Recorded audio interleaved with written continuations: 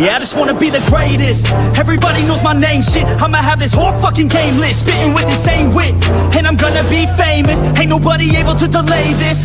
Coming up, I had a vision to make it. Never wanted to be nothing, always wanted to play shit. Sit in class, always wondering why I love this lame shit. How the hell am I different if we all know the same shit? I ain't never let them doubt me, it's about me. Keep my head down, let my mouth speak. They surround me, they all about the clout. See, where the crowd be. Every time I speak loudly, they more about me. Man, you know I got a bounty on these lousy ass haters that surround me. So they doubt me, they don't know nothing about me. Still their mouths free, I'ma change that soon. Better watch out now, see? I just wanna be the greatest, yeah. And I just wanna be famous, yeah. I just wanna be the greatest, yeah. And I just wanna be famous, yeah. And I'm not playing any more games. Either put me on the charts or I'll put you up in flames. Better recognize art, cause I don't forget names. Should've seen me from the start, coming at you like a train. Think I'm about to fall apart every single fucking day. Seeing all these damn stars with my well-deserved fame. And I spit these gold bars while they spitting out shit. Man, I give this shit hard, but it gives me back pain. I wanna be a spectacle, they skeptical. But man, I got the chemical, exceptional. I do it all intentional, professional. So I can make that decimal incredible. I'm not thinking, man, they're saying that I've gone insane. I'm not ever gonna make it cause the game has changed. I'm not good enough, man, no that's not okay. Tell me that shit again and I'll stop your brain. I just wanna be the greatest, yeah. And I just wanna be famous, yeah. I just wanna be the greatest, yeah. And I just wanna be famous, yeah.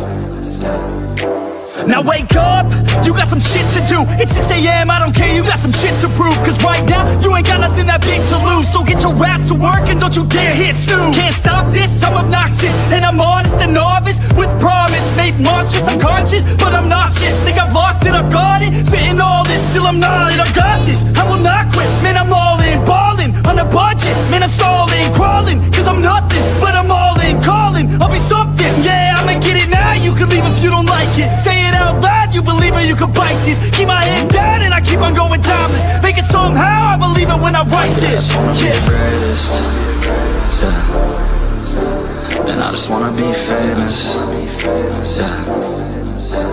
I just wanna be the greatest, yeah. Man, I just wanna be famous, yeah.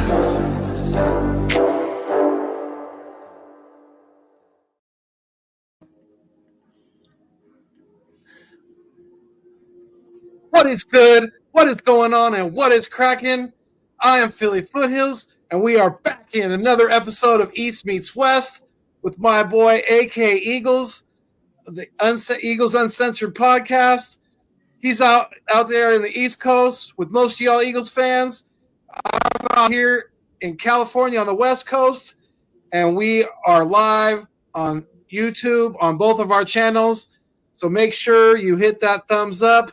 It really pushes that content further and further out in the YouTube stratosphere. We are so glad you all are with us tonight, and we have another great show on hand. We really, really appreciate each and every one of you, and like I always say, and I will continue to say it, you all are the food and the water to the channels, and without you, it does not continue to survive. So if you're feeling the vibe, please like, share, comment, and subscribe. Let's go. How you doing, my guy? I'm doing good, man. Doing good. And I am AK Eagles from the Eagles Uncensored podcast. And I may fuss and cuss, but you can count on me and my content like the fucking city bus. And if you like the Wagyu, subscribe too. How you doing, man? Yeah, it is another Friday. We are here talking Eagles football. And, not a good week coming off for sure. There was a bunch of people out there that had some really good hopes for this game, and it kind of punched us in the face. So we're gonna talk about this past game against the Chargers and moving on against the Raiders. So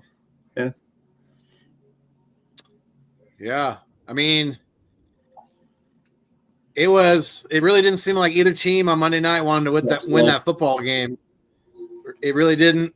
It was an ugly game for both teams for the most part. and I don't know if I even in college, I don't think I've seen Jalen Hurts play that bad. But you know what? Like Robert McCall said in the first Equalizer, played by Denzel Washington, when you pray for rain, you got to deal with the mud too. So, it's not always going to be sunshine and rainbows. There's going to be struggles. There's going to be hard times, and you have to deal with those just as much as you enjoy the good times. So, as I don't know how you feel, AK, but as bad as Kevin Patula has been majority of the year with the play calling, we had opportunities to win that game. We really, really did. And Jalen wasn't the only one that didn't play well. There was multiple people on offense that I thought didn't play to the top of their game. I mean, our defense to me is looking like they're hungry for another championship. They really do. But I don't know. It's looking like slim pickings on offense. What's going on, Big Play Slay? How you doing, franchise? Sorry, I gotta call you Slay because that's just how I know you, man.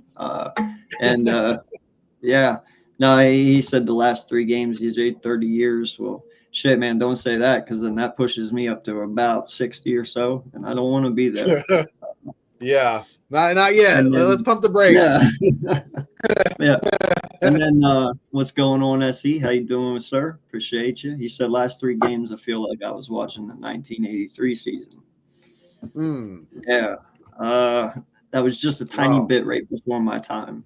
But yeah, I was only like 1, so I wasn't really watching football either. Yeah. I came 6 years later. So wait, no, actually, sorry, 4 years later. My bad. But no, listen, man. The one thing I can at least take away from that game was our defense was back. Like our defense looked really, really good in that game. They definitely flew around, made some really nice plays. Jordan Davis made some really, really nice stuff. Dude, we have some really good DT depth. I will say, with Robinson, Ojomo.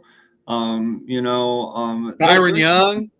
Byron Young played really well. Young was in there making some plays, man. Yeah. So I really like our DT depth. I do too. That's good and bad for Carter because the one thing you didn't want to do was miss all these games this year and show the people under you can play. Now, granted, they're not Carter. I understand that, but they're very talented individuals. Ojomo really gives me another Milton Williams kind of vibe. He's really good in the run game, really good in the pass game. So, he's a very well-balanced DT. And Young, like you said, he made some really nice plays there. I wouldn't know what yet to classify him as, more of a runner, passer, or balance. Haven't really got to see him that much. But, yeah, man, the depth really, really, really looked good there. Defensively, though,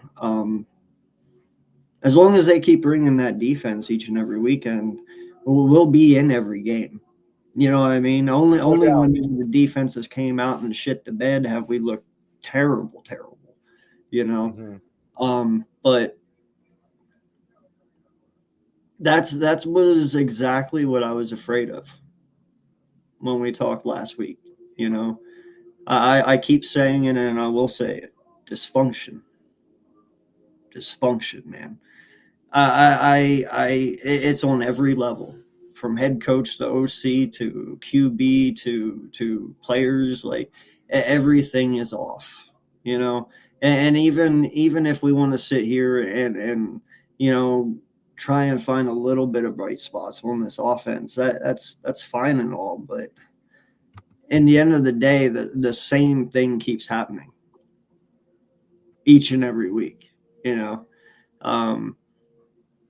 what depresses me about it is it's uncalled for because the amount of talent that is being wasted right now. You know what I mean? It shouldn't even. You would think with the amount of talent that we have on this team, even the shittiest OC could make something happen. Wow, I'm completely wrong. You know, there was some positives here and there, but it wasn't enough to make me any more confident than what I was last week. Now, I will say this. I'm very positive this week because it's the fucking Raiders with Kenny Pickett being their starter. I shouldn't have to worry at all this week. I mean, I'm telling you right now, bro, you can't win this game. They better both not come home. They better both be fired and on a separate plane flown in. You know what I mean? Like you can't lose this game. You can't come out here as an offense and not move the ball against this Raiders defense and expect to keep your jobs Monday morning. You just can't. And I don't give a fuck who he is. I don't care that he just came off of winning a Super Bowl. Bro, that is terrible. You know what I mean? I'm not even judging here. This is about my team. This year is a disaster when it comes to talent base and when it comes to performance. It doesn't add up. And I'm not stupid, and you can't sit here and try and make me look at it anyway. You know, it is what it is. And the one thing I can say is we have very good success moving on from coaches and getting good coaches. And even, I mean, think about it. We've had Andy Reid. Andy Reid was very good here. He's a successful, moves on. He's the only coach to ever win 100 games with 2 different franchises. Very successful. Even Chip Kelly in his 3 years here was pretty decent. He had a winning percentage at all 3 years. Didn't we fire him with a 10-win season? 10-win season? Something like that. I can't remember exactly. Yeah. And then you go to Doug Peterson. You win your first Super Bowl. You fire Doug. You bring in Nick. You go to 2 more Super Bowls. You win 1. You think I should sit here and be concerned about it? About moving on from quarterbacks or head coaches? No, I shouldn't be. There's always someone else who can do the same shit that Nick's doing, but better and actually call the plays. You know what I mean? Like I'm not just going to sit here and plant my feet and say, this is where I stand. I'm always looking for something better. Always. So. Yeah, I mean, that. Up on these real quick here, man. So, yeah. We've had a lot through my was SE even alive to see the 83? Yeah, no, I think he was, man. My bad, I was watching some old games archives when I was covering some players. Oh, okay. Yeah.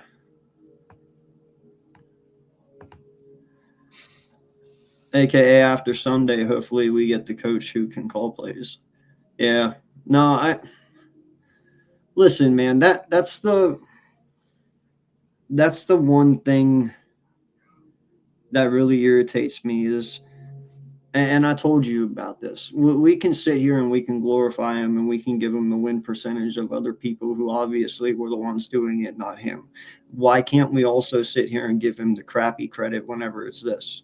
You know, like people were saying, like, it is astounding that you guys want to fire Nick after coming off of a Super Bowl. Yeah, but me as a smart individual knows, yeah, he had this little bit to do with it. Most of that was Kellen Moore. And Vic Fangio. 95% of it was Kellen Moore. I don't care how you twist it. I don't care how you want me to see it. 95% of that was Kellen Moore. As far as the offense goes, I agree. Yeah. You want to give 5% to Nick? Sure.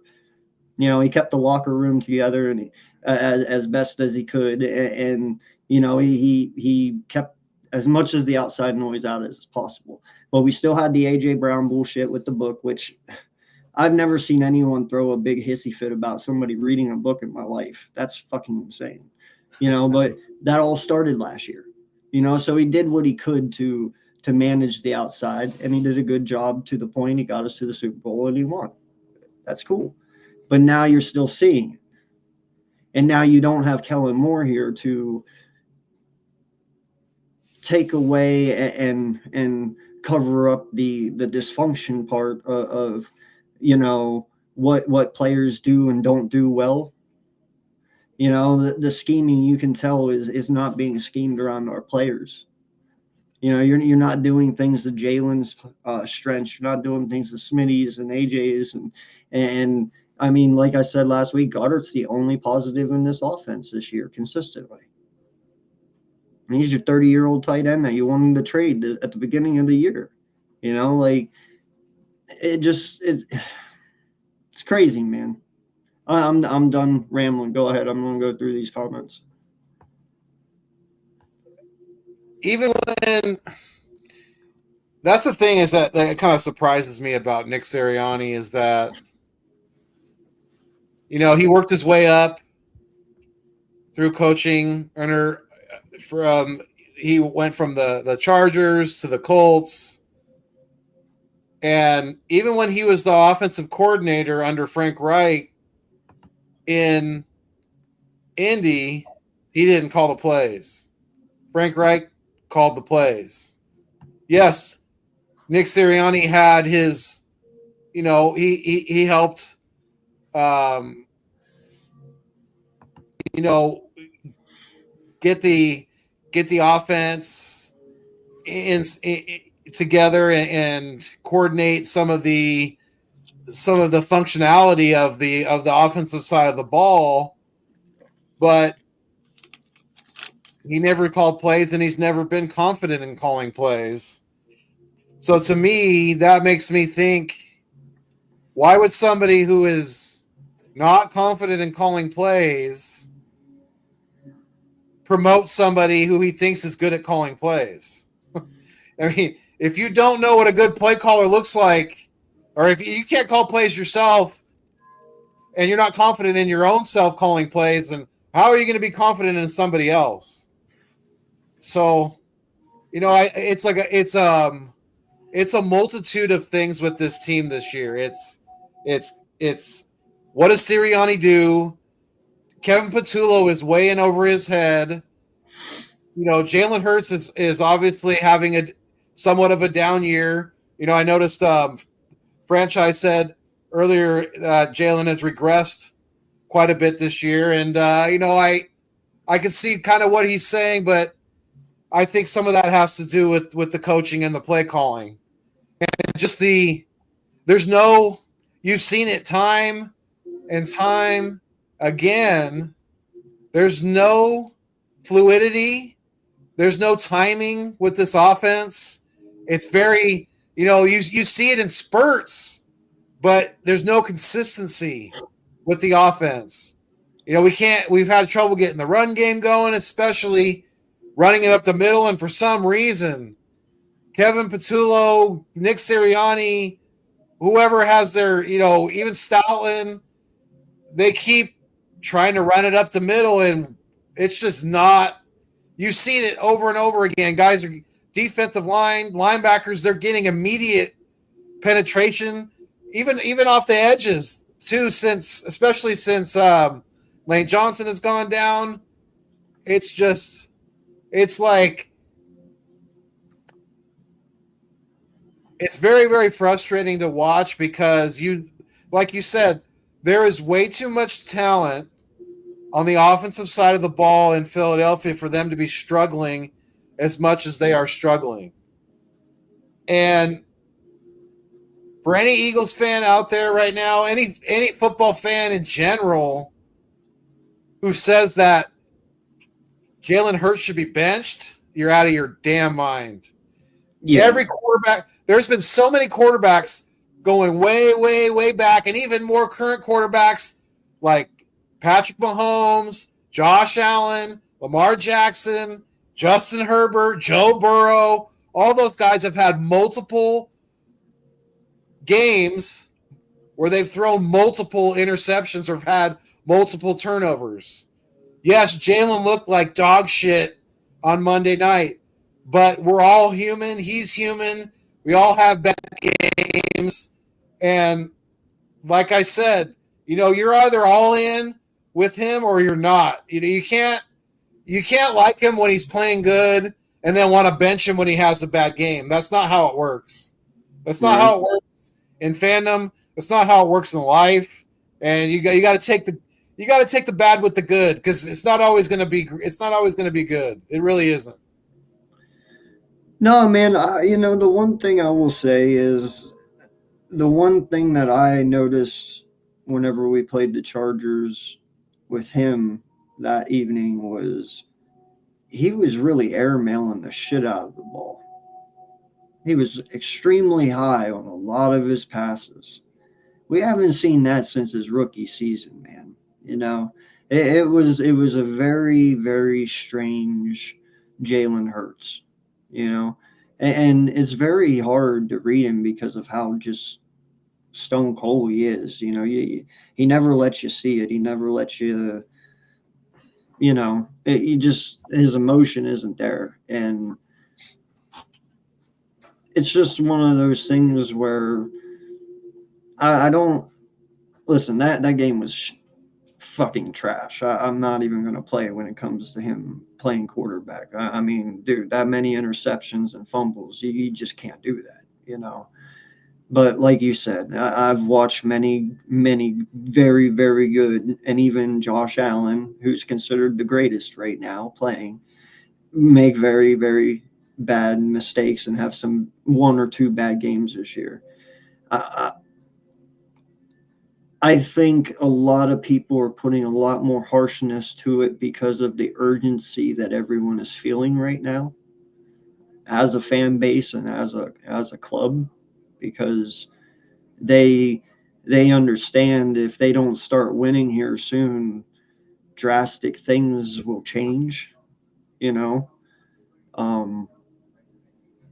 but yeah, man, no, I don't feel that benching him makes a difference. I don't feel that benching him is. Here's the thing: there's nothing Tanner can do that Jalen can't. You know what I mean? And I don't understand the logic. Now, here's the thing. I told my stepson, I said, I said somebody said something about benching him, for a game or something like that. I said I've seen that work in certain situations with certain individuals when it comes to getting their heads on straight. But this is definitely not one of those moments. This is definitely not one of those times. More often than not, those don't even work anyway. You know what I mean? Yeah. Most of the time that shit backfires because players look at it as you've lost confidence in them. And secondly, you think benching Jalen right now, he's not going to be like, fuck you, this isn't even my fault. You know what I mean? It's going to give him that fuck you mentality. It truly will, because it isn't his fault. So you just can't do that.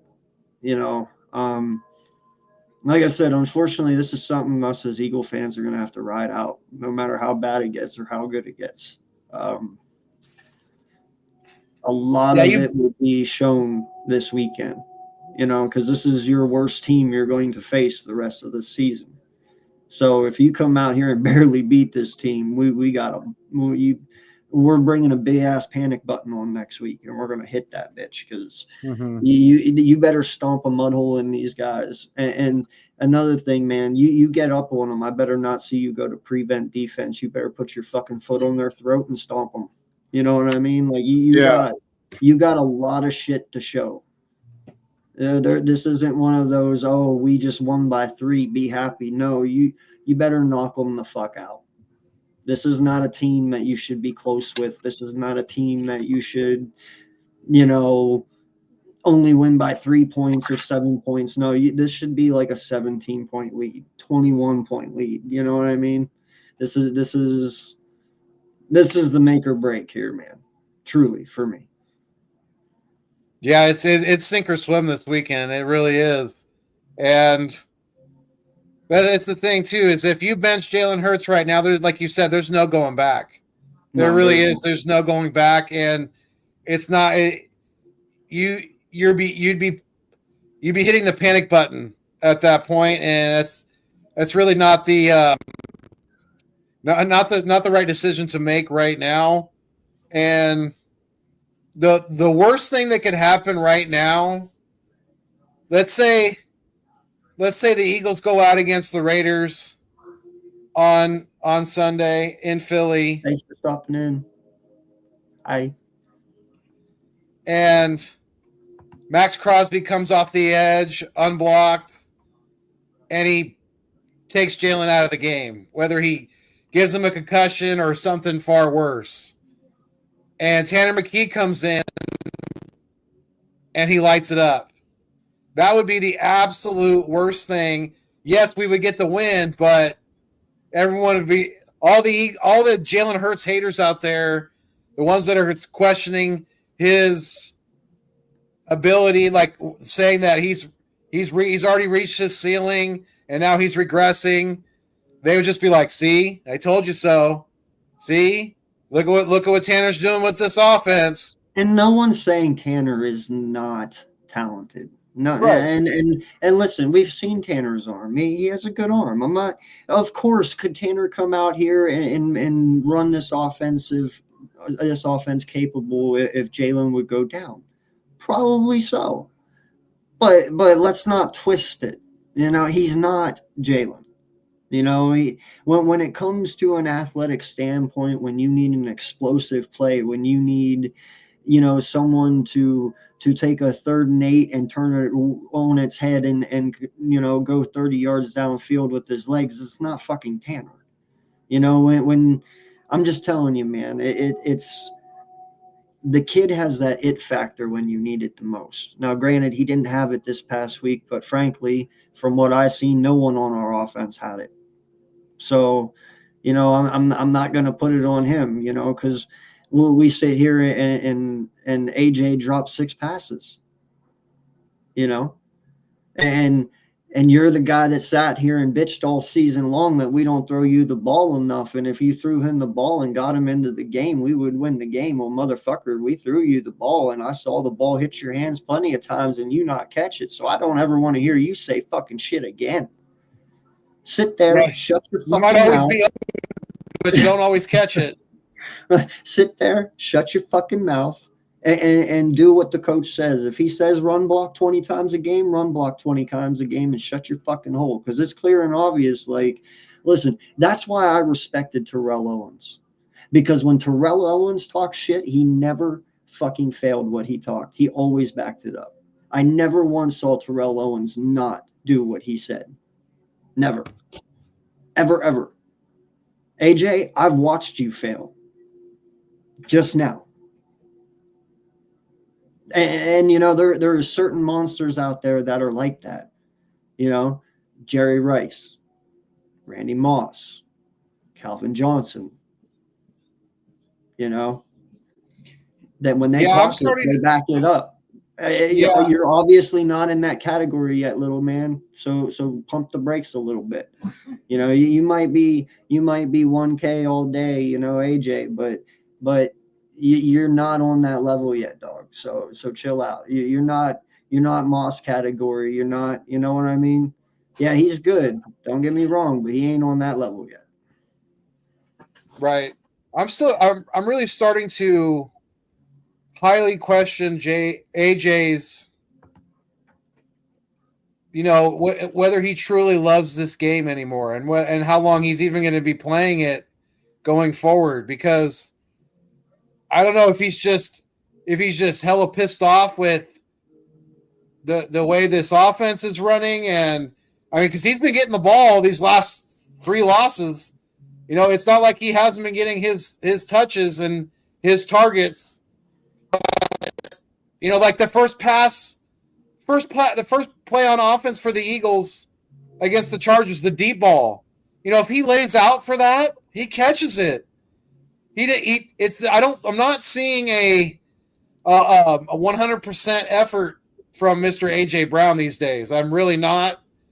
The path over the middle, that was that. And I understand, like you said, Jalen was sailing some of these balls, but yes, that ball was a little high, the one that went off his hands and got intercepted.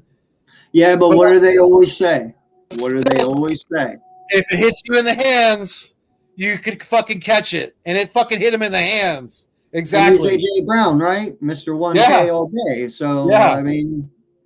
That's what I'm saying. And as bad as Jalen played on Monday night, like you said, he dropped that ball in the bucket in the fourth quarter. And yes, the DB made a play on AJ's arm, and yes, I can understand partly why he dropped that ball, but I don't. You want to know why I don't? Because I pay you $100 million to catch those fucking balls. That's your job, right? That's why I'm pissed. You know what? Here's the thing. If you were only making $40 million, I probably wouldn't even give a shit. Probably wouldn't even care. Bro, I am paying you $100 million to catch those balls. You are the most important man when it comes to that, are you not? And also, that goes for Smitty, too. You're a $100 million wide receiver as well. Mm-hmm. I expect those balls to be caught. The difference is Smitty makes those plays. AJ doesn't. Yeah. Like I said, I think I said it on X, formerly Twitter, during the game. I will tell him. Dude, listen. I'm not going to bullshit you guys. I'm going to call it as it is because I love my team and I want them to win. And if you're going to sit here and be a little bitch boy and whine about shit, and then when you get your opportunity to hush all the haters, you go out there and fail. Guess what? You're a $100 million wide receiver. Shut your fucking mouth, dude. Catch the balls. Do what you're told, but you can't even do that. You're not doing that. And that's the thing too, is that if that, to me, in my opinion, if that was Smitty going over the middle for that ball that tipped off AJ's hands, he's catching that. Even if because you could tell that AJ was trying to protect his body. He didn't want to take a shot to the ribs. Smitty's not worried about that. Smitty takes the shots over the middle and he still catches the fucking ball. Like he should, like he's being paid to do. Like you said, we pay these guys a lot of fucking money to do a pretty simple job. Yes, it's the NFL. Yes, they're going against other professional athletes, but catching a ball is a pretty simple thing to do when you're good at it, and they're very good at it. And do you want to know the sad part, bro? Do you want to know the sad part? The very last pick. First and foremost, one, I do give Jalen a lot of shit because, bro, you put it 3 feet over the dude's head. Okay, let's be real. It was up here for AJ. Granted, he did put a hand on it, but let's be honest. Do you want to know why he didn't catch that ball? Because he's a pussy. He saw the linebacker 2 feet from him, and he did not want to get hit. He dropped a brace for that hit. He didn't want to take that hit. Most wide receivers are going to catch that ball and take that hit in the ribs. Smitty would have taken that hit. We've seen Smitty take that hit many fucking times. The fact is AJ didn't want to fucking hurt himself and hurt his ribs on that hit. And he fucking took his eye off the ball, lost it, and because he didn't want to take it in the ribs. $100 million, man. Take it in the ribs, dog. Like, I'm being real with you. That's honestly what I saw when I looked at that replay. That dude was right there in his face. He heard the footsteps, and he did not want to take that hit. That's on him, dude. Yeah. It was a bad throw, but you still got to take the hit. That's why you get paid the big bucks, dog. Yeah, I mean, the one that what was it? The 3 turnover play, the one where Jalen technically turned the ball over twice. That was probably the worst interception, in my opinion, of the game, because he literally threw it right to that lineman. Yes, he wasn't expecting the D lineman to drop back into coverage, but I mean, they're kind of like a lot of people have been saying. You're fucked up, Slay. This offense is. Can you see it? Is it? Yeah, I see Jalen Hurts. Yep. Oh. Oh shit! Nice one. But I so like that, dude. This offense is being it's been predictable, and teams are catching on to it more and more, because that play that I was just talking about, where the defensive lineman picked it off Then he fumbled. Jalen fumbled, and then the defense recovered. They ran that same play. I think the play right before, they just flipped it. They hit the R1 button on Madden, right? They just flipped the play. That's because they saw it. Like, even Troy Aikman was like, oh, just hit AJ going over the middle right there. He's wide open. What they did was they flipped it. They ran it from the other side, and the defense freaking saw it coming a mile away. So, you know, you had the touchdown in overtime. Yes, Jalen kind of tried to squeeze it into a tight window, but you got to give the DB credit for making a great play and tipping it away from Dotson, because if he doesn't tip that ball, that's it. That's 6 points and we win. We don't even have to kick the extra point because the game's over. But, you know, the one off AJ's hands, I don't fully put that on Hurts. Like we've talked about it before. They're talking about changing that rule, that plays like that could be put on AJ Brown instead of being put on Jalen Hurts. You know, there was another bad one where it looked like the DB made a really good break on the ball, which he did for the most part, but Smitty also slipped and fell down too. So, you know, it's things like that. It's just the offense has looked very, very clunky. We don't have any run.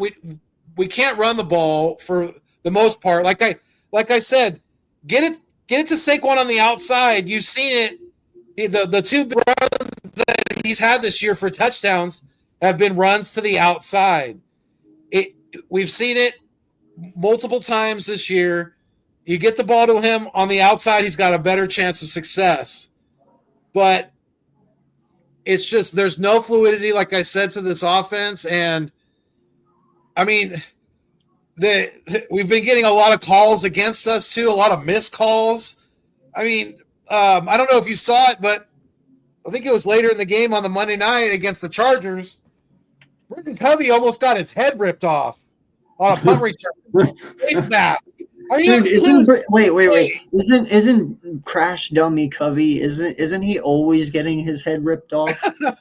I'm not even playing, bro. Last year when he was our kick returner, dude, I've never seen a dude take so big hits in my life. Every time he gets up, I don't see how he keeps getting up. Like, some of these hits, bro, are major hits, and he just pops right up. It's like, Jesus, man. For as small of a guy as he is tough as nails. He really is. I want to know what he does, bro, because I want to be that resilient, man. Truly, I do. Right? Yeah. Be able to get in a car accident and just pop right back up, right? It's like, oh my God, dude. No, and listen, SE, I'm with you, dude. I would love to sit here and defend AJ, man, but it's just one of those things where I believe he has now become bigger than what this team is in terms, you know, I'm speaking here, that in the off season, I wouldn't be surprised if Howie's like, bro, you're just not meant to be here. You know what I mean? I don't think it's a hate thing. I don't think it's but there are certain types of players that just kind of don't belong here. You know, and we loved AJ when he got here, but AJ was also quiet. He put his head down. He was a hard worker. He did what he had to do, and now you're doing exactly what you did in Tennessee right at the end before they traded you. You're just not happy. For some reason, you get unhappy very quickly with wherever you're at. You know, you find a little bit of success, and the moment shit doesn't go your way, it just, you know, the moment shit doesn't go your way, you just whine like a little bitch and hit the escape button. And I'm cool with that, bro, because I believe Smitty can handle wide receiver one for us. I think AJ kind of holds him back a little bit, in all honesty. I think Smitty would be way more dynamic in this offense if AJ wasn't here, because then he could truly be a number one and show everyone what he's got, you know, and that's literally my opinion. But we can survive without AJ Brown. We were all right before AJ. We'll be all right after. You know, we've done things to. Listen, I can name a few people right now who are much younger than him that are way better than him right now. JSN and Puka Nuka. Nick Sirianni got fired? No. No.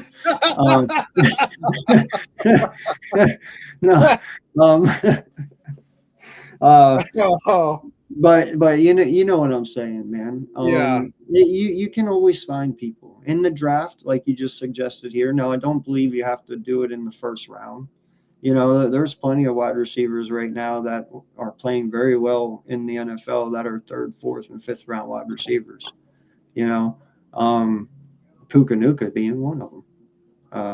You know, so I really think that just for a mental standpoint when it comes to our locker room and moving forward over the next few years, that it's just smart business as a business aspect to let AJ walk and Nick Sirianni and NKP. See it, like how I snuck that in there? Yeah.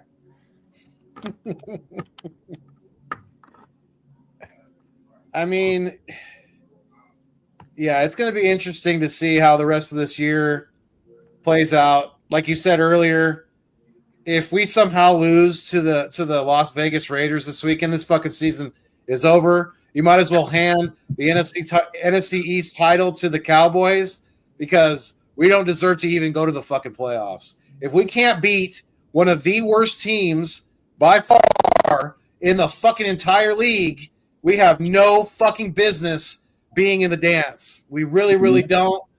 And we got, you know, the Raiders are probably not going to look great on offense because Kenny Pickett is obviously going to start. No Geno Smith this weekend.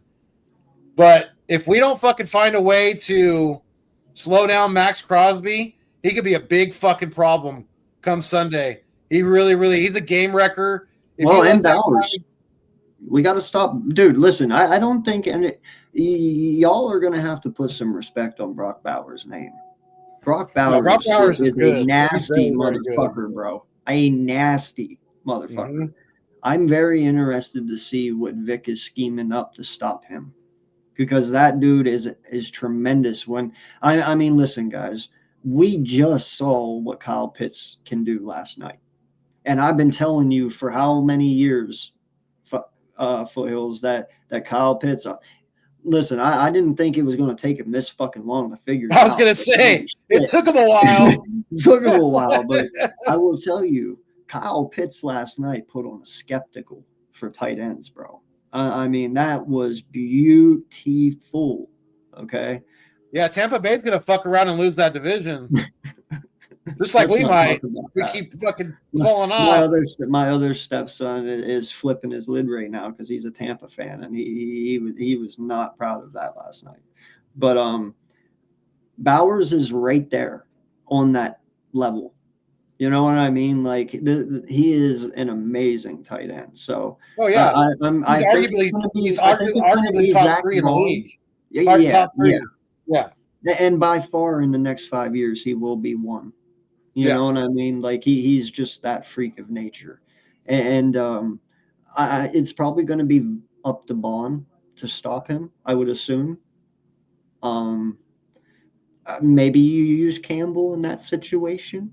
I don't know, but I think Dean's too short. Sorry, I'm just being serious because Bowers is a big guy. He's 6'6". I mean, you know, Nakobe Dean should just, you know what?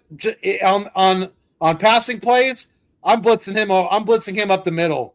That dude is a freaking torpedo into the backfield. Yes, he doesn't always make the tackle, but you know, you bust up a play like that. Hopefully, you got some guys around you that can help, you know, wrap it up. But Nakobe Dean's been playing very good, and he's been excelling at blitzing up the middle for sure. It's like, don't even try to put a running back in front of him to try to block him because it ain't gonna work. He blows them all up. Yeah, well, really does. we gotta unfortunately pay him this offseason because he was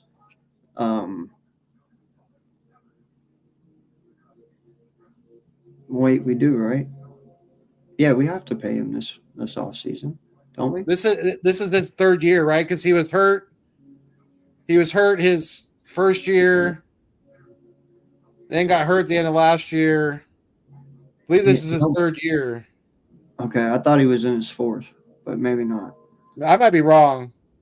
I don't know. See, and you're right. That injury the first year sets it all crazy for me because he didn't play his very first year. Right. But let's get through some of these comments real quick because I really feel. So, Miss Evelyn says if Missy. By the way, when the fuck did we start calling Jake Elliott Missy Elliott? Because that's pretty damn. That's pretty sweet. That's cold. No, listen. I get your grief, but I will say this. Did our own head coach not ice our own kicker? Right. I'm just, and that's another thing. First and foremost, that's why I want this stupid ass out the door, okay? Because these guys literally had it set up to go and put Elliott out there to kick a field goal, and you literally see Nick Sirianni going, "What are you doing?" and pulling everyone back in and putting Jalen out there just to throw a pass out of bounds, to turn around and just come back out and ultimately kick where you were going to fucking kick anyway. Just what the fuck, dude? Are you serious? All because they added 3 seconds onto the clock. It's like, come on, Nick. I'm just saying, man. I understand he misses, but one, you have a head coach that barely uses your kicker, and I look at kickers as in a way that I look at other positions on this field. Your kicker has to stay in a rhythm. He stays in a groove, and when you don't use him for 2-3 games and then you throw him in and you want him to kick an important field goal and he misses, you can't be mad at him for that. Maybe if you would have used him the last 2 games on 4th downs whenever it was 4th and 3 and you went for it and maybe just take those 3 points. You got to keep him warm. You know what I'm saying, man? You have to use your kicker for him to stay consistent. If you never use him, of course he's going to fucking miss. So that's the only reason. I do agree with you. It sucks that he missed because if he made that 1 field goal, we win by 3 and we're not even having this conversation, or are we? But the point is, though, that he did it to himself. Nick did it to himself. He iced his own fucking kicker. I can't get mad at Jake Elliott for your head coach pulling you off. We all watch Nick run onto the field and say, no, stop, and pull him off. He probably makes it if you let him kick it. I'm not even playing. You know what? And I hate saying this, Jake Elliott has made some monstrous kicks for us. Even going back to the first Super Bowl, he's made good kicks in the regular season, made some clutch kicks in the playoffs, but last year he regressed, and I know he dealt with some injury issues, but this year I heard a stat earlier today and it kind of blew me away. And I think it was correct because the source I was listening to is pretty credible. Jake Elliott is ranked 36th out of all the kickers this year. And there's only 32 teams in the league. So that's pretty bad. That's pretty damn bad. And, he has cost us some games. He really has. I believe he missed a kick against Dallas, if I'm not mistaken. Mm-hmm. Yes, he missed one this past week that would have, probably won us the game because it came down to the end where if we were up by 6 or more, or, if we were up by 6 or 7, obviously the Chargers would have had to have scored a touchdown, and our defense was playing very good, and I didn't see that happening. Right. So I think Miss Evelyn does have a point that we do need to start discussing. Is Jake Elliott a problem that we need to address in sometime here in the near future? because Yeah. I give him a pass when it's fucking windy in Philly or if it's cold as shit in Green Bay, things like that. You know, when he's indoor like he was in LA, there's really no excuse for me to miss a fucking kick. Like you said earlier, yes, he doesn't make nearly as much money as some of these top end offensive players that we have, but again, that's your one job to do. And you need to do it at a better clip than you're doing it at right now. Because especially from like 50 plus, I believe, he's like 70%. And that there is way more consistent kickers out there right now, especially with the new regulations where they can work in the ball during the week and things like that. They're you've seen it. They're kicking it from, I mean, once they get past midfield, they're damn near in field goal range now. So, especially with, the kicker in Dallas, Dicker, the guy that we just went against for the Chargers, the kicker in Jacksonville, those guys are kicking it from a mile out. So, yeah, it's definitely a part of the equation that is the problem right now. It is. I don't understand this, but her calling him Siliani literally brought the Tricks commercial into my head, and it made me honestly think of just silly Nick football. The rabbit in the locker room, the Easter bunny, it's all for right. No, it does, and no lie, dude. They should have put on the little billboard on that bunny. Silly Nick, football's for men, because like it's really fat. And by the way, that bunny did not last. He was instantly popped that Monday. So one of the funniest things is about that bunny is that it was right after Kevin Patullo just got his house egged. That's almost like a slap in the face to KP. It How really much was. You want to bet that was his bunny too? Oh man, it's crazy right now. You can't write this shit. You really can't. You can't script it any crazier than it is right now in Philly. First and foremost, Eagles. I got to say this. I am not for egging the man's house. Correct. Okay. I am not for that. Uncalled for. Uncool. What I do love, and I wish I could make a complete comedy skit about, was some of these reporters. Are you scared to live there? Bro, it was a fucking egg. Okay? Or is your family scared? Bro, it was a fucking egg. Like, you all are acting like the dude just got his house sprayed up by an AK-47, like they put bombs in his front yard or in his mailbox. Or even like on Remember the Titans when they throw a brick through the front window. Yeah, it wasn't even that bad. Like, are you scared to live here? Bro, it's a fucking egg. What are you talking about? Like, some people, let's get them to the fullest extent of the law. It's a fucking egg. It's probably community service for 2 hours for one egg. Mm-hmm. Are you serious? It's minor vandalism. Like, dude, it's y'all act like his house got completely destroyed. Bro, I grew up in an era when people put shit on people's porches, lit it on fire, and knocked. Houses got TP'd, houses got egged. Fucking, bro, come on, man. You know what I'm talking about? Mm-hmm. Like, dude, this shit happened all the time. Now, all of a sudden, are you scared to live here because somebody egged the guy's fucking house?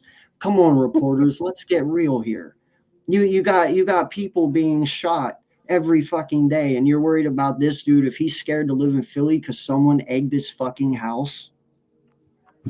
I'm sorry, bro. I'm not trying to make fun of it, but it is silly that everyone just blew this up. It's like, dude, come on, man. You act like Philly just did a drive-by on his ass. Come on. It wasn't that serious.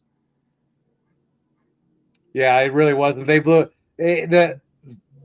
The Philadelphia media media in general tends to blow things out of proportion typically. But in Philadelphia, they do it. They take it to another level. They really, really do. It's, It's like they're like, oh, regular media is here. We need to take that. We need to take it up here, and they pretty much do every single time. See, with I'm glad fail. she finds it funny because I find it fucking hilarious too. It's really not that serious. No. Like I said, I don't think it's cool. I don't think you deserve. I don't think you should egg someone's house because he's a shitty play caller. You know, you want to make your point, call WIP and say it on the air for everyone to hear it. Don't egg the man's house. What's that going to prove? You got eggs? Congratulations. You went out and spent $18 on a fucking 18-pack of eggs and ruined them on a man's house while you got people who can't even buy fucking eggs right now. Congratulations. I hope it was worth it. I hope, yeah, right? Yeah. Like, that's all. It's just a funny situation. It is. It shouldn't have been done. No, not at all. No. But it's funny. Yeah. Yeah, no, silly Nick coaching is for men. You're right. Like, listen, I will take. I'm not even playing right now. How bad everything is. If he would lose to the Raiders, and I only say if because he shouldn't, and you know how negative I am about this team, but this should just be a breeze, bro. I swear to God, bro, this better not go the way my mind's should be imagining this. But if we end up having to fire him, my new coach for next year, I'm not even playing, bro. 2 people. And I know the first name is going to piss some people off, but I have to give him his props. And then that's good old Josh up there in New England. You know who I'm talking about. Yeah. Josh Dude, McDaniel. Josh McDaniels has made Drake May look amazing, dude. Amazing. And that is all Josh McDaniels, man. Yeah, Vrabel's got some put into it, but McDaniels is running that offense. No, I know he's had hardship, but the way I'm looking Vrabel's at a it defensive is, coach. huh? Vrabel's a completely defensive coach. So, yeah, McDaniels. Well, yeah, but he has input, I'm sure. You know, Yeah. he has some input, but that Josh is taking care of that shit. And I think this is his comeback tour, you know. And secondly, I think the things he did for coaching, like the thing with us the first time, and then, you know, also, wasn't it the Raiders too? I think it was the Raiders when he got hired but then pulled out and went back to New England. I'm pretty sure that was them. He was young and dumb. You know what I mean? I'm pretty sure that now in the career that he's been in and always being an OC, I think now Josh is ready to start his own tree of coaches and to do what he's done with Drake May. Dude, I'm all for it. You know, and plus we almost hired him right before Nick anyway. If you remember, we brought him in one last candidate before we ended up hiring Nick. They ended up having an 8-hour conversation with Josh McDaniels and still went with Nick. So, and then my second one, this guy's young. I'm talking young, 28. 28. Chicago's OC. Listen, you know me. I was very, very, very against Caleb Williams. I didn't really think the kid had it in him to be. He's talented. I just didn't feel he was going to. I figured another Trevor Lawrence. You know. This year, Caleb Williams has looked really good, man. Really good. And I have to give the credit to his OC over there. Yeah, Ben Johnson has done a really good job too, and a lot of that is him as well as a coach and stuff. But that young OC over there at 28 years old, man, he's doing a fabulous job with Caleb Williams. So definitely looking at him too. You know, and I'd rather go younger anyway because fresh mind. You know, creativity. So yeah, another fairly young guy who is, you know, having pretty good success this year. Of course, a lot of people are going to say, "Well, it's the head coach's, it's his scheme." But Joe Lombardi for the Denver Broncos, he's the OC for Denver. Yeah. He's doing a hell of a job this year. They have a good balance of run and pass, and he's made Bo Nix look pretty good. He's like these guys that you see take quarterbacks, like you were just talking about. Caleb Williams. I'm referencing Nix. When you see coaches and coaching staffs, raise the play of a quarterback, it's not just the quarterback; it's the coaching around them. So, yeah, that's another possibility right there too. Is Joe Lombardi, and he's if I'm not mistaken, he's the grandson or great grandson of Vince Lombardi, is he not? Yes. Mm-hmm. Yeah. Yeah. So he's got good coaching lineage for sure. If nothing else. Yeah. No, but that's all I'm saying, and that only exists if he would lose to the Chargers. Like I'm telling you right now, dude. It's I've always been saying it for the last 3 games. It's not about winning or losing. It's how you win and how you lose. You know what I mean? And I'll tell you right now, man, how you just lost to the Chargers this past weekend was disgusting offensively.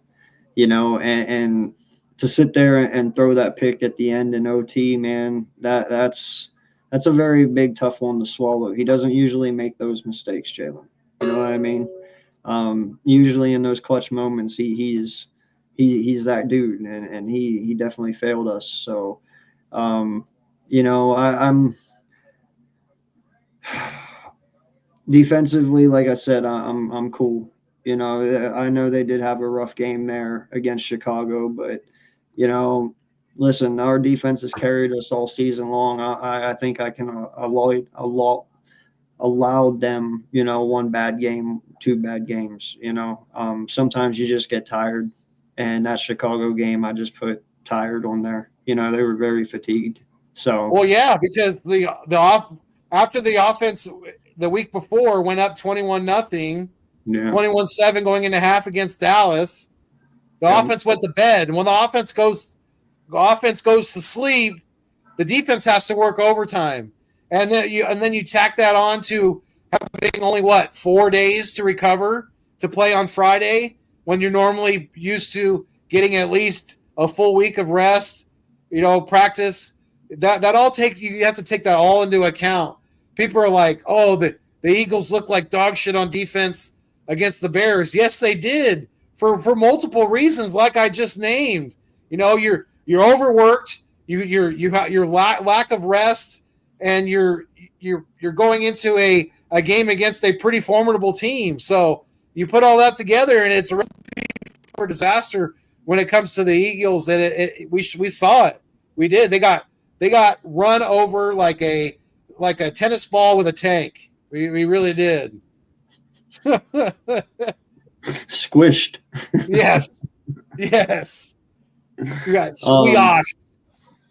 No, man. I just listen, man. Like I said, I'm just the defense isn't the problem. It really isn't. Dude, and even the players on offense aren't really the problem, except for a select few, and we talked about that a little bit. But it is mainly coaching. It is mainly KP, and it's mainly Nick. These players have to have some conviction, some confidence in what they're doing when they're out there playing. If they don't believe in what the coaches are calling, if they don't believe in the scheme that they're running, the odds of it working is probably very slim. You got an experienced coach in Jeff Stoutland, who is our run game coordinator, and you have KP, who's our OC. I truly believe you have Stout, who wants our run game to look one way, and you have KP that has it wanting to look the other way. And you have 2 coaches, and because Stout's only the O-line coach, and yeah, he has seniority, but KP is the OC and then final say when it comes to that part. I'm pretty sure they don't see eye to eye in how they want to run the football, and that's also why our halfbacks haven't been able to get going. Because if you have one coach that wants to do one thing one way and one the other way, and they're both butting heads, well, no one's going to get anywhere. You just got too many Chiefs. You got too many Chiefs and not enough Indians. If I'm KP right now, I am inviting Scott Loeffler over to my house, and I am having my wife make him a fat steak dinner or whatever his favorite dish is, and I am picking his brain, and I'm Some like Wagyu begging him beef. to help me resurrect this offense. Because Scott Loeffler is the most, he's got the most experience when it comes to play calling on this offensive staff right now. So if I'm Kevin Patullo and I'm not going to get fired, which if he was going to get fired, he would already got fired.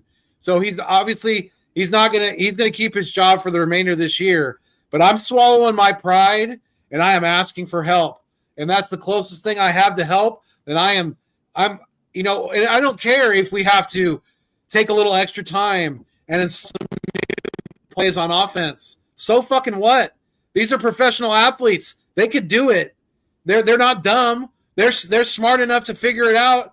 And it's not like we're, trying to change everything. Just sprinkle in a little bit of spontaneity into this offense. Can I be a negative Nancy real quick for the first time today? Go ahead. For the first time, I doubt that. I haven't been negative today. No, I'm just kidding with you, dude. Have I? No, have I? Now I'm thinking back. Have I? No, I've been realistic and I've been truthful, but yeah, I haven't been negative. This is where I'm going to be negative. Okay, I'm fucking with you. I honestly don't want us to win because I want Nick fired. And listen, I'm going to tell you this and follow me down this rabbit hole real quick before you back out and stop streaming because I just said what I said. Follow me down the rabbit hole and then back out. Okay. Aren't you guys tired of the same song and dance with this guy? We sit here and we complain about Jalen Hurts having 6 different offensive coordinators in 6 years. If you fire Nick and you bring a guy in who calls his own plays, your offensive coordinator never changes and you get consistency every single solitary year. If you had Doug Peterson here instead of Nick Sirianni and you didn't fire Doug's calling the plays. It's Doug's offense. Therefore, your OC is never changing and you have complete consistency in your offense year after year after year because your head coach is your OC and your head coach is the one calling the plays. Jalen Hurts then has a consistent OC for the next 5 or 6 seasons. You keep Nick Sirianni, you end up having the same stupid shit that we go through each and every year, every other year. You have offensive coordinators that are constantly changing all the time. Every year he has to learn a new system. Every year he has to work hard to be the best version of himself. And you can get rid of all of that just by getting rid of Nick. Because when you do that, you eliminate changing OCs. People ask why Brian Bieniemy never got a job in KC after he went with Andy Reid so many years and won. Bieniemy held title of OC, but everybody knows he wasn't OC. Andy Reid was OC. Andy Reid was the man behind the mask. Andy Reid was the mad scientist, the one who called the plays. No one knew what Bieniemy could actually do. Yes, he was the OC of the Kansas City Chiefs by title. He probably had some input. He probably sat in meetings. He probably listened. He took in things, and I'm pretty sure about that. And I'm telling you right now, the reason he didn't get it is because every other team in the NFL knew that's fucking Andy Reid. What did Bieniemy actually know? And like we actually sit here and say about Nick, what did Bieniemy actually do? You can't sit there and say anything because you don't know. You can only say what he says and what Andy tells you. But the odds are, because he didn't call plays, you don't want to take that chance. And that's why he never got the chance. Well, actually, he did, and he got Washington one year. It didn't work out that well. Now, granted, it's Washington, and at that time, you know, they were going through their stupid shit. But fact is, didn't go that well. And that's my point behind this. You bring in a coach like one of these brilliant, young-minded OCs, like Matt LaFleur in Green Bay is doing, being there. Hey. Sean McVay and the Rams when he came in. That's another one. That's another name I was just about to mention is Mike LaFleur, Yeah. Matt's brother. He's Yeah. the OC under Sean McVay with the Rams and has been calling plays. I think he's another one who's ready to step up and be a head coach. But do you get what I'm talking Another prime about when candidate. it comes to the consistency aspect? Everyone is talking about consistency. As long as Nick is here, every other year you're going to have an up and down year because you're going to have somebody promoted from within, like Brian and KP, and then you're going to have a bad season, and then you're going to have Howie come in and save us and bring in somebody from the outside. That guy's going to get promoted and go to head coach somewhere else. Then you're going to turn around and have the same fucking cycle over. I'm done, dude. I am so fucking tired of this shit. I don't care that we went to 3 Super Bowls or 2 Super Bowls in 3 years. Somebody else can fucking do that. I'm not asking you to get rid of my team. I'm asking you to get rid of the leader of my team. The cheerleader, not the guy calling my plays, not the guy handling the shit I need him to handle, my fucking cheerleader, and actually get me somebody in here that knows what the fuck he's doing. I'm not asking you to get rid of Jalen. I'm not asking you to get rid of AJ. I'm not asking you to get rid of Saquon. Just get rid of the 2 weakest links that make us bad. Oh my fucking God. That's the thing is that Nick has really ridden the coattails of some good play callers, and that's what's given him this really high win percentage. And everyone's like, "Oh, you can't fire him." The fucking shit, we can't. What is going on, Phil? Trending in the AM. Welcome. Appreciate you, sir. I was on my rant and I didn't see your thing. Definitely in the mornings, 8 a.m. East Coast time. If you haven't checked them out, please go check them out. Trending in the AM with my boy Phil, one of the greatest content creators I've ever seen. Go check him out and go support him. Get this man to his goal. Appreciate you, sir, for showing up. Mad love and respect, man. Sorry. Shit. I hope he's right. I hope he's right. I hope we do shut out the Raiders because that means that we won't have to score very many points. That's for sure. I hope, man. I understand where you're coming from, though. You know, it's Jalen has, and that's where I kind of disagree with anyone who says that Jalen is regressing. Jalen is not regressing. Jalen is suffering from post-traumatic coach syndrome. Pretty much from regression of offensive coordinator and regression of head coach. Because if Nick doesn't promote from within in 2023, who knows? We could have went to the last 3 Super Bowls, right? I mean, we were the fucking number 1 seed in 2023 up until the last month of the year, damn near. So, or month of the season. So it's like you said, it's just going to be a continuous revolving door when it comes to a play caller because we know that Nick Sirianni doesn't call plays. He doesn't have any desire to learn how to call plays.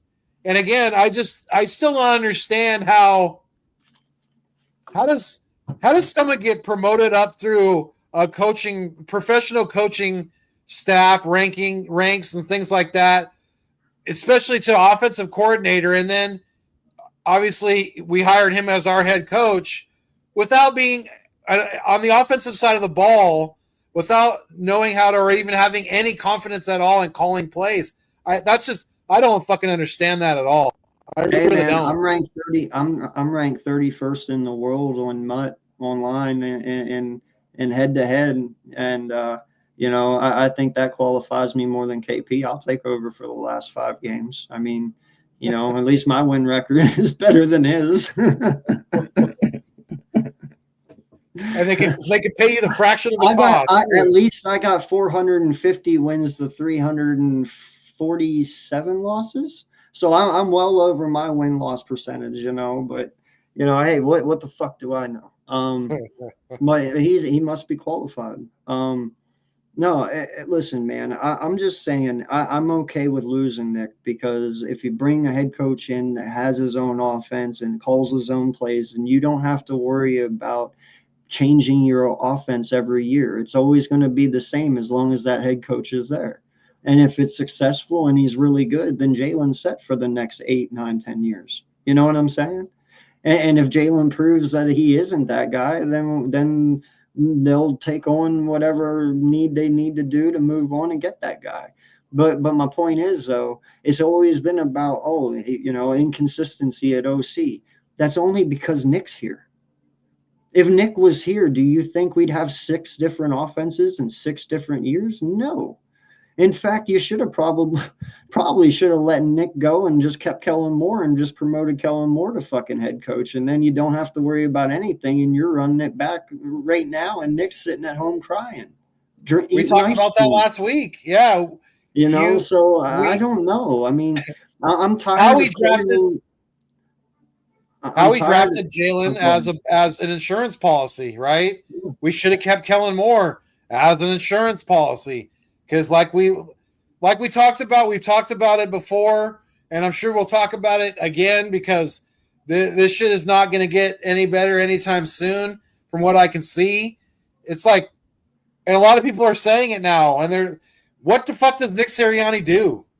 What does he do? He doesn't do fucking really anything at a high level. He really doesn't. His job was to keep positive vibes and keep the outside noise out, and to keep my team in a collective state of mind where they were functional and able to win football games. And he can't do any of that. And by the way, what is his 3 main things? Toughness. What is it? Toughness. Toughness. What? It's a D. Detailed. Dedication? Detailed. Detail. Yeah. My players aren't tough. All right. I'm telling you that right now. They're not playing tough. They're not playing with an amount of toughness at all. Okay. They're definitely not fucking detailed, because you just had 18 fucking penalties.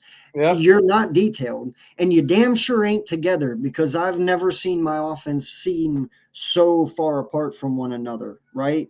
Therefore, your own 3 words that you preach and you come out on this presser with each and every week, and that we all sit here and just every fucking week when you talk, and you draw out all these stupid, detailed fucking things that mean nothing to us, and it just goes around and around.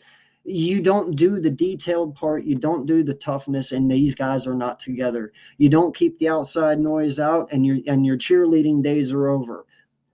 Bye. You can't even practice what you preach anymore. Bye. I'm done. Yeah, it's not about my team, dude. It's not about my players. I can get rid of Nick, and this team can easily be successful next season with a new head coach. There's enough talent on this team that they can easily go right back to the Super Bowl, as long as they have a person who is at least able to run an offense. See, he's so fucking retarded and has me so mind blown. I can't even think of the words to say for a new OC who would actually be good enough to do it. Yeah, I mean, I don't know.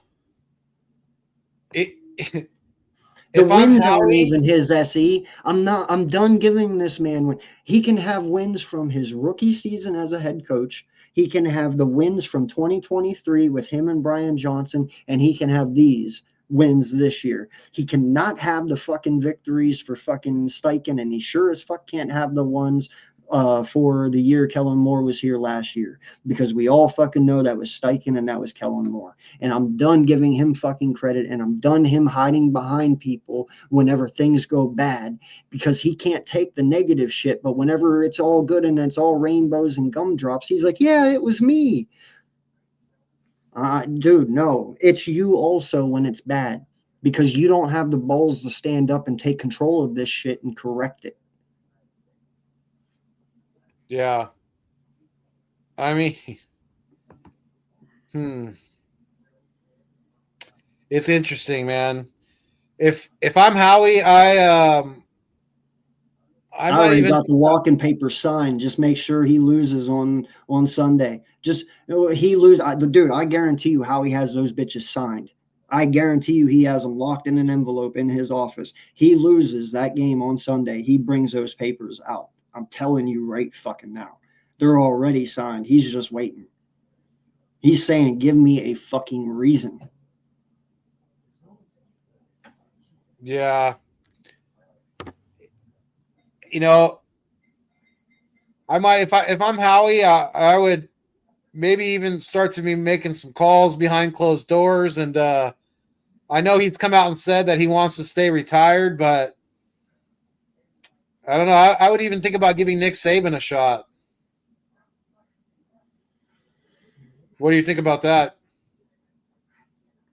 I don't know, honesty, man. I just feel that We need someone young yeah, well, see, I just feel the NFL is or getting younger. to a time in this era where you're going to start seeing the Mike McCarthy's fade out. You're going to start seeing Andy Reid here go. You're going to start Pete Carroll's on his way out. All these legends that are here right now.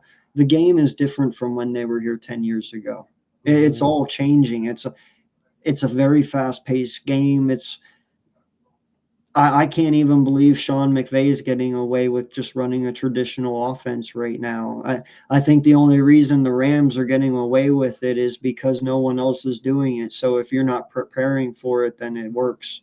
But the Rams are actually playing old school football right now compared to everyone else, from under center play action pass and play action handoff and stuff like the Rams are doing things that no team is doing right now, and it's working for them. But that's because I don't think anybody's scheming for that because they're so worried about the RPO game and they're so worried about the deep pass play action plays. But no one's doing it from under center anymore. Most people are doing it from shotgun. So that's what I'm saying. But McVay's ahead of the game. He sees what people are doing, so he's going opposite of everyone, and it's working. But that's what a young coach does. That's not something you're getting from Mike McCarthy or you're getting from, Pete Carroll. They're going to stay to what they know, and I just think that generation of coaches they're on their way out. The game's changed too much. Their minds can't keep up. So yeah, there's a reason why McCarthy's still unemployed, why he didn't get a job after he left Dallas, because like you said, the game's kind of passing them by, and I agree with you. I even think Doug might be a little too old at this point. I mean, listen, I love Doug and I like his play calling and stuff, but he's very good at building a foundation for a team. He's very good at building a culture, but I could tell in Jacksonville, you could see even the play calling was a little wiggy wonky for him because of how people are running defenses now and stuff. He just wasn't used to it a little. You could see he was having trouble. So I just think the game's just really fast right now. Yeah, I think Frank Reich had a big, say in the offense, had a lot to do with our success in 2017. Yeah. And Doug was the head coach, but I think Frank, because Doug is he can call plays, but he doesn't have that. I want somebody who is, cutting edge in calling plays. I want somebody who is, like you said, younger and just more inept to take chances and to try out new things. And especially with the amount of talent that we have on this offense, we need someone like that. We really do. Yeah. Yeah, no, man. It's just like I said, there's just far too much talent on here that for it to just be this bland, for it to be this dull, and just no, there's no heartbeat. There's nothing, dude. There's nothing. Like the heart and soul is just gone. You know, I just, you can't have that. Not with this team. And trust me, we know it as fans. Howie sure as fuck knows it. He damn sure knows it. Dude, this is the same offense that just won us a Super Bowl last year. The same exact Super Bowl. Fred Johnson was here. Toth was here. Steen was here. Steen played 6 games last year. He played 6 games. And now we're all saying he sucks because the line's having issues. Dude, Fred Johnson played 4 games. We won a Super Bowl. You know, like Cam Jurgens was our center last year. Like, I'm just saying, man, like, it is clear and obvious it is not our team. No player on offense has changed. In fact, all we did was add to the offense. You know, the only thing that changed is Becton ain't here. And that's not, I mean, that's a big change because he was an all-pro that year, but it's not that big of a change because Becton was no one before he got here. You know what I mean? Like, it's just, I can't sit here and just say my players and everything. No, dude, it's way bigger than that. It's way deeper than that. I'm not going to sit here with blinders on and just ride on blind faith because, you know, I'm an Eagles fan. No, I'm going to tell you how it is. I'm going to tell you how I feel. If that's the case and I sit up here and tell you what every other content creator tells you, then I might as well not even have this channel and we shouldn't even have this discussion. You know, I'm just telling you, man, we have been alive for 40 years. We have seen teams come and go. I lived at the end of the 80s, all through the 90s, into the early 2000s. I've seen McNabb. I've seen Randall Cunningham. You know, I've seen them all, dude. Westbrook and McCoy and Vick. All of them. And Vick and McNabb and, oh, my God, and Foles. And, dude, I've seen them all. You've seen them all. We've seen the good, the bad, and the ugly. And unfortunately, this is just ugly. And it's not even a player problem. It's not something you can just put your finger on and you can just point to it and say, that's the problem. No, because it is literally 2 fucking individuals who have no clue what the fuck they're doing. The Kevin Cobbs, the Ty Detmers. I mean, we've seen everyone, dude. The Brian Dawkins, you know, everyone, man. You can just the Trent Coles, the Browns, the Whites. Oh my God, dude. We can just go on. We've seen good teams. We've seen bad teams, dude. We have seen teams we don't even ever want to see walk through our doors ever again. You know what I'm saying? This is just as bad as most of those that we talk about right now. And this is the same exact team that is coming off of a Super Bowl win. So it's obvious it's not the fucking players because the players have shown they can do it. The only thing that has been constant and the only thing that has changed is the head coach and the OC. Whenever it was bad in 23, what happened? You lost Steichen. You brought in Brian Johnson and you promoted him. What was the only constant? Nick. So then you fire Brian. You bring in Kellen Moore. You go and you win. What was the thing that changed? Brian Johnson, not Nick. And now this year, you get rid of Kellen Moore. You bring in KP. What's the constant? Nick. Do I got to write it out for you? Do I got to fucking spell it out for you? You know what I'm saying? Yeah, I think there's one constant in all of it. It's fucking Nick. But yet we go and we sit here and we build him up and say we can't fire him. He's got a great win record off of other people's success. Yeah. But when it comes down to, is it really his? No, it's not his. He just gets the title of it because he's head coach. You know? That's all I'm saying, man. My rant's over. I'm tired of ranting about it. I'm tired of actually even talking about it because it's not going to change until this year's over anyway. When there's a bunny there for positivity, then that's when you know that the head coach has lost a lot. Fuck yeah, dude. To me, you know, and secondly, I never would have let that get out. I would have kept that private SE because to me, I took that as a fucking joke. a slap in my face. Like, you really, all right, you the whole flowers thing, and you got to do the roots and let it grow. You got me there. All right, I'll give you that shit.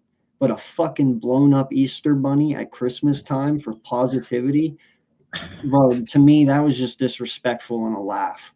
To me, that's comical. Like, are we a circus now? Is this what we're doing? So, no, man, I agree with you. The moment I saw that bunny, I knew my season was over. When you need a fucking Easter bunny inflatable to bring positivity to a grown men's locker room,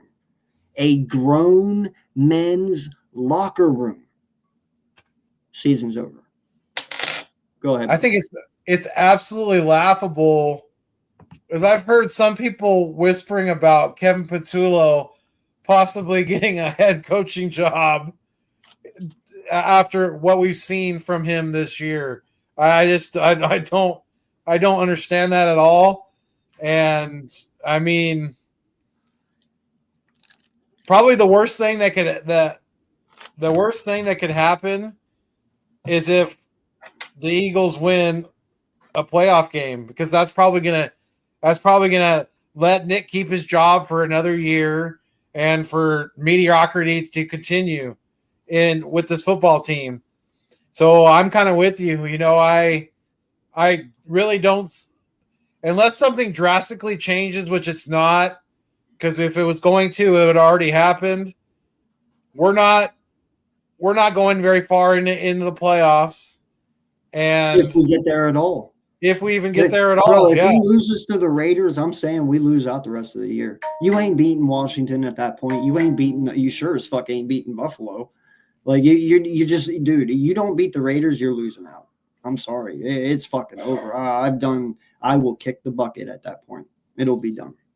Yeah, the Raiders are the easiest game that we have for the remainder of the year.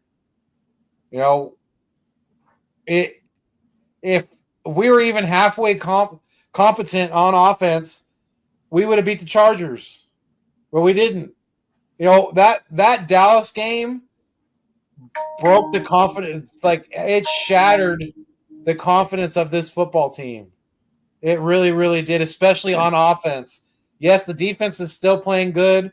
They're trying to keep us afloat. And like you said earlier in this podcast, as long as they keep playing at the level that they're playing, we're going to be in these games.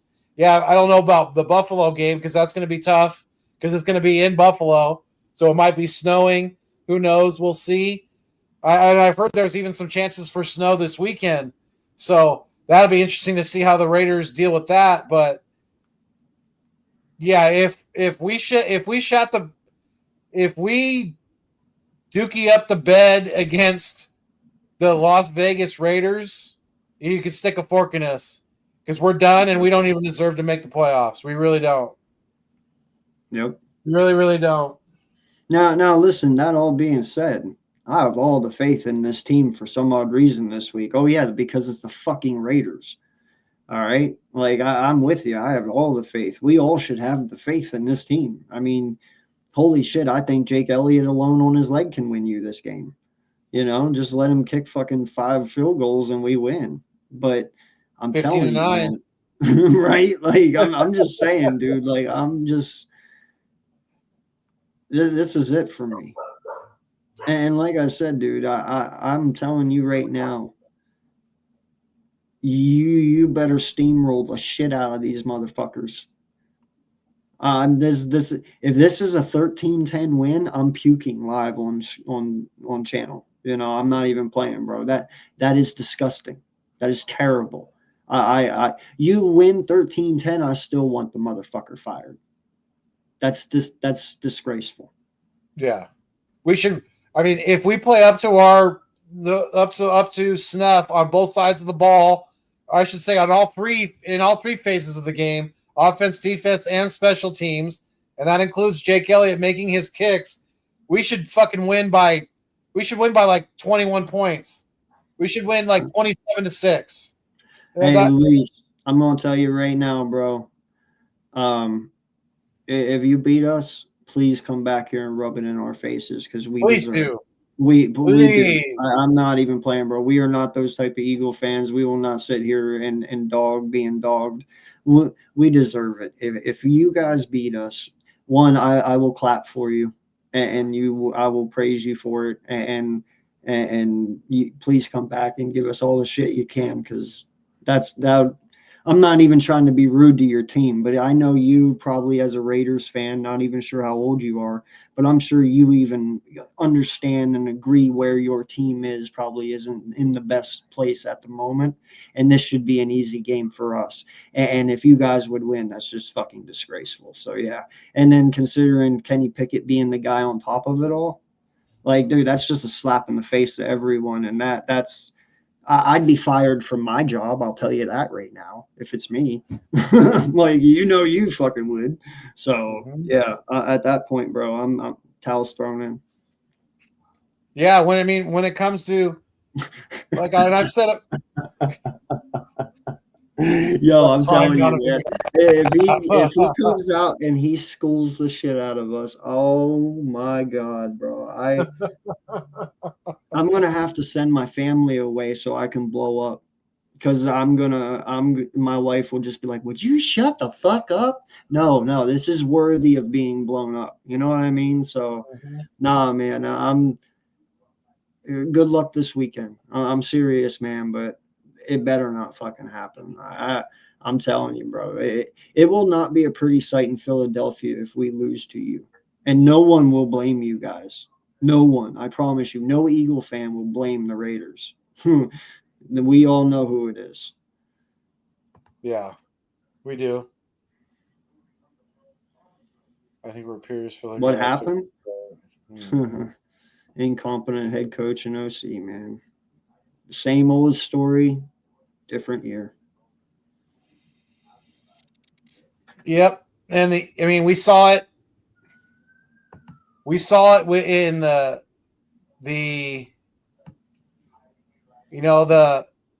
Denver game, which was our first loss of the year. We were up by 14 points in the fourth quarter. The offense couldn't get a lick of fucking squat shit done, so that we let them back in the game, and they won. And they've proven to, yes, they've squeaked out a lot of games this year, but I mean, Denver is playing some very, very good football. They have talent on both sides of the ball. They have like one of the leaders in the sacks in the NFL. Shame on you. And don't bring that mojo up here, bro. Shame on you. Don't even say that name. You got all these Tanner McKee guys right now. You're throwing that fucking name in the fire. Go fuck yourself, Slay. Asshole. Jesus. Yeah. Shedeur be lucky if he's even in the league for in 2 or 3 years. He's not that good. He was overhyped in college, and you're seeing it now. He's not that good. He's really not. But Shedeur beat the Raiders, so if he could do it, then we should be able to. Can you imagine those fucking haters? If Jalen comes out here and poops the bed against the fucking Raiders, oh my God! Well, Shedeur can beat him. Shedeur can beat him. Shedeur can do it. God, Shedeur did it. Dude, I can't wait for that fucking shit. if that shit would have happened, dude, I'd have to sit back and watch the comedy. I really would. I'd have to watch it, because people would be fucking tripping their lid right now. How you lose to the Raiders, but Shedeur can fucking win? Like, oh my God. People they'd be like, see how we should have drafted Shedeur. No, I know, bro. I know there was talks about us doing it, but yeah, no. Supposedly, though, I guess I guess Dion called us and told us not to do it because he didn't want him sitting behind Jalen because he never start. So, no, I'm the leader of the Shedeur cult. Oh man, nah, it's good luck to him, man. It's going to be tough in Cleveland. It's tough on anyone in Cleveland, no matter how good you are. Hell, not even Baker Mayfield could make it work, and now look at him. But no, man, it's it's going to be an interesting weekend, dude. I have all the confidence in this team, but I don't. The only reason I got the confidence is because it's unfortunately the Raiders, and I even hate saying that, man. You know, because the Raiders they have a long legacy. You know, they have a historic franchise. You know, and there's a lot of Raider fans. You know, black and silver, and I'll tell you, it's sad to see what has happened to you guys, Lewis, because. No lie, man. I know you guys as fans, you're very prideful, kind of like how we are as Philly fans. You know, that black and silver means a lot to y'all, and you know, it's. I hate that your owner made you guys a circus so far by making you go to Vegas. You know, I think Vegas was the worst place to put you guys. Yeah, you sell a lot of tickets, but you know, dude, Vegas is a bad place for any team. Any team that has young players that are 24, 25, 26 with millions of dollars. And you Look what happened to Henry Ruggs. Right? You want to put a 26-year-old in Vegas with millions of dollars? That's fucking absurd, dude. Vegas would be the last place I ever put any team. But yeah, man. No, I'm very, like I said, I'm very upset for you guys, though, because I know you're very prideful as a fan base, and you hold that franchise very high like we do, you know, because you have a historic legacy behind that Raiders team. They've been bad for so long. Right, yeah. So I hope you guys can turn around, man. I wish this game meant more meaning for you guys and even us, you know. But yeah, I hope you guys get on your feet sometime. Yeah, definitely. I have friends that are Raider fans. Being out here on the West Coast,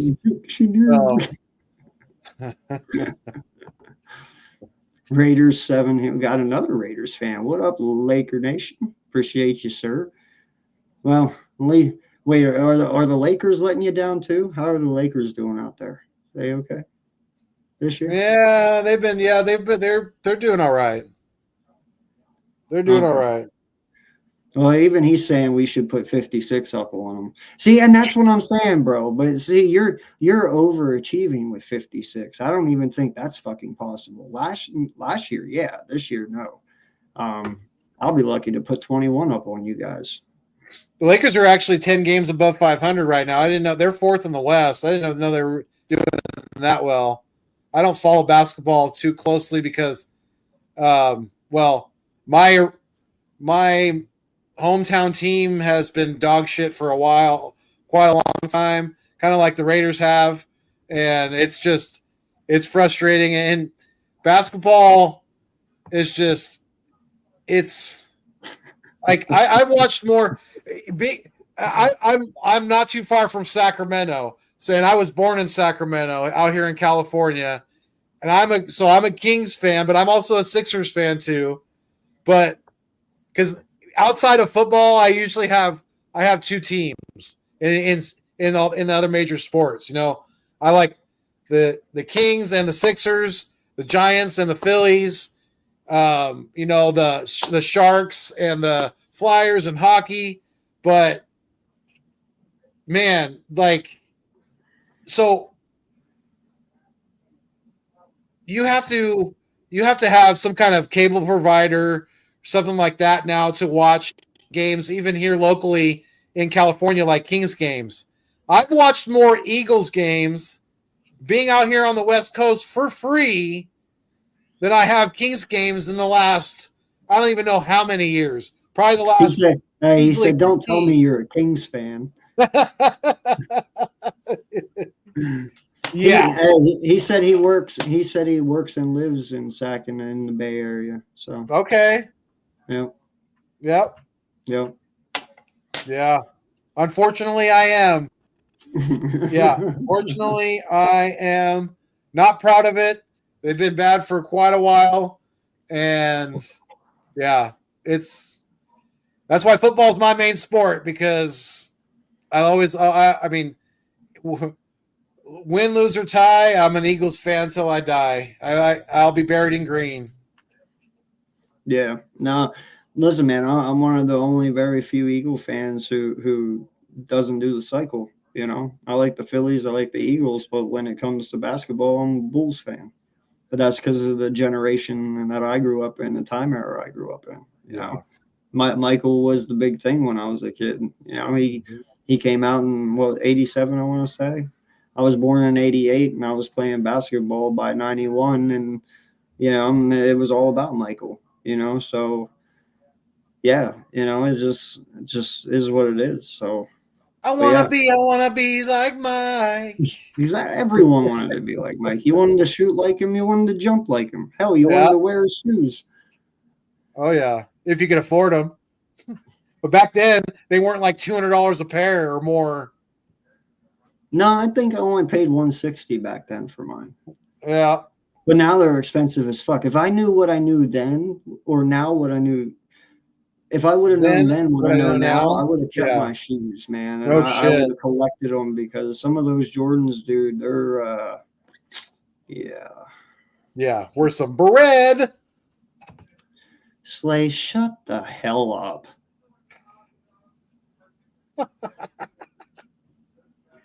Go to getting it from Diddy. Mm-hmm.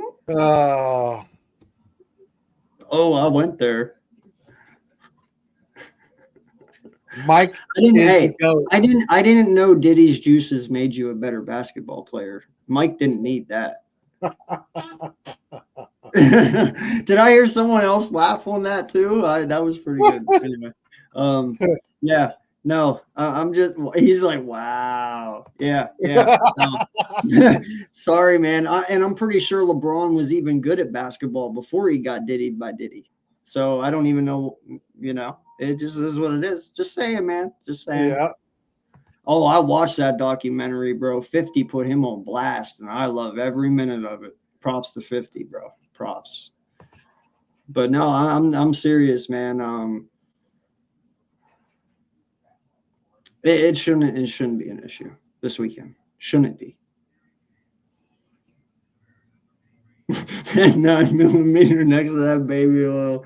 Dude, that was a shit ton of baby oil, dog. I didn't even know a human being could consume that much baby oil. Like that. I thought it was hilarious that Costco came out and they were like, nope, we do not sell that baby oil at all. We don't carry that brand. We have no affiliation with Sean P. Diddy Combs. Bro, all I'm saying is dude could have caught some speed on a hardwood floor with all that baby oil. You know, yeah. Yeah. Could have caught speed on a sandpaper floor. Find me a long hallway and I'll start at one end and just fucking dude. I'm telling you, Joe, that shit was crazy, man. And pretty much he confirmed exactly what everyone always assumed. Diddy is the one that killed Tupac and Biggie. You know, you didn't watch that documentary, did you? On Diddy? The one on Netflix that 50 Cent just put out on Netflix? Oh no, I haven't seen that yet. Dude, go watch it. No lie, there's segments in there that he slid in on purpose about Tupac and about Biggie, and no lie, dude, it is plain and simple, clear as day. He's pretty much telling you, yeah, Diddy is the one that murdered them both. He paid people to do it, because here's the thing: Tupac and Biggie were really good friends, and he was worried about Tupac taking away Biggie from him. So what do? He murdered Tupac. And then whenever the shit went down with Biggie and all that, and he had to, clear some ties, he got rid of Biggie. So it just, I give all the props to 50, man. I do. Like, first off, Diddy can't kill anyone anymore just because you can't get away with it like you could back in the 90s. Right. You ain't popping someone like Tupac anymore and getting away with it. Like, there's way too much shit and way too many cameras, Mm-hmm. And secondly, you can't murder 50. 50 is way too big. He's got money. He's got fame. He don't need Diddy. You know, good luck trying to do that. You know, and that's also getting. And how many times did he get shot and he lives? So good luck. Yeah, and not just that, but 50's got Eminem on his side, and the last thing you want to do is get Eminem involved in anything. Right. You know? But yeah, man, no, it's such a great documentary. Definitely watch it. It really makes Diddy look bad. And a lot of people even asked whenever they watched it, they were like, how did he get that documentary or that video? Because I guess Diddy had a dude, he paid a dude to follow him around like 2 weeks before he got detained to just document all the stuff. 50 found out who it was and bought the shit from him. And that's how he got all this. And he turned it into, it's really good, dude. Watch it. Oh, it makes Diddy look ugly. Ugly. Epstein good ugly. For Mr. Curtis Jackson. I like to hear that. It makes him look Epstein ugly. Ooh. Yeah. That's bad. Like, and when I mean that in a evil way. Mm-hmm.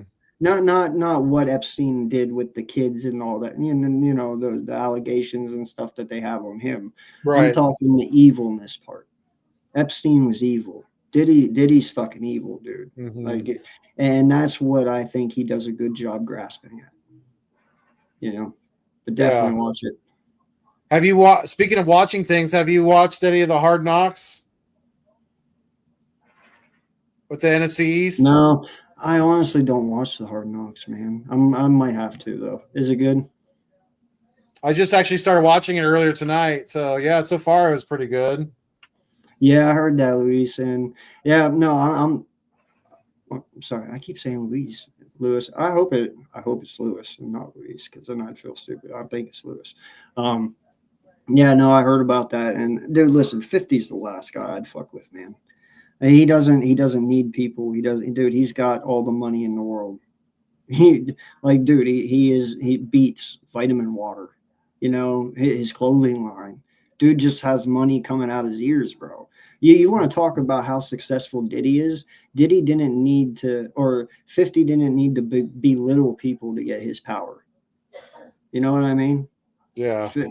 He got it naturally, and he's a G, and he did it with hard work. So yeah, no, I don't. He'd be the last dude I mess with, man. 50 so petty. I love that shit. Yeah. So, all right, man. Well, listen, I guess we'll call the show here. I appreciate everyone who's came in and, you know, talked and chatted up with us and stuff. But you wanna give your final thoughts on this weekend and maybe a prediction? Yeah. I think the Eagles are going to continue to look kind of opposite on both sides of the ball. Even against the Raiders, I don't think we're going to score more than. I really don't think we're going to score more than 20 points. I think it's going to be a fairly low-scoring game, and I think it's going to be something like 17-13. The Eagles are going to win by less than 5 points. The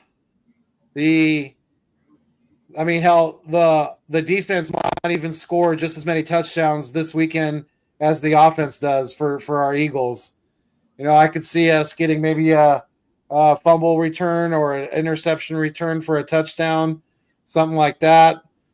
But I don't expect much out of this team, but I still do expect us to beat the Las Vegas Raiders, especially at home, especially with the Raiders having to come to the East Coast and play in a different time zone. You know, traveling is never easy, but you know, playing in Philadelphia is a whole nother ball of wax.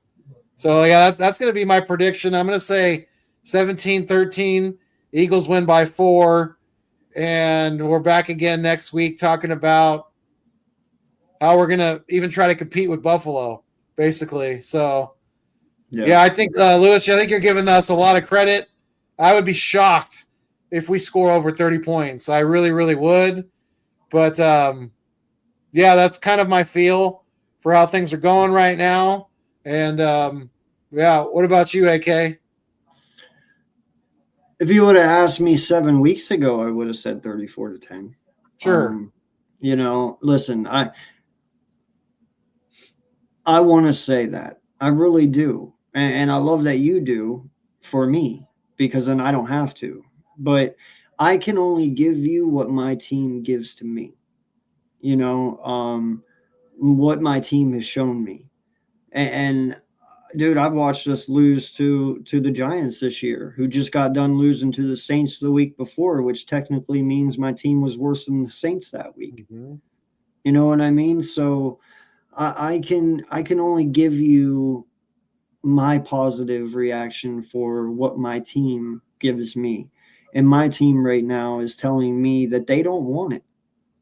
You know, and I would love to say they can put 34 points up on you guys, but there's never been a game this year that's made me feel they can put up 34 points.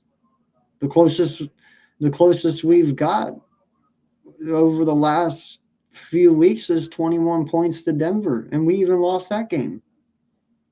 You know, so I want to say we can, but I don't know if we can.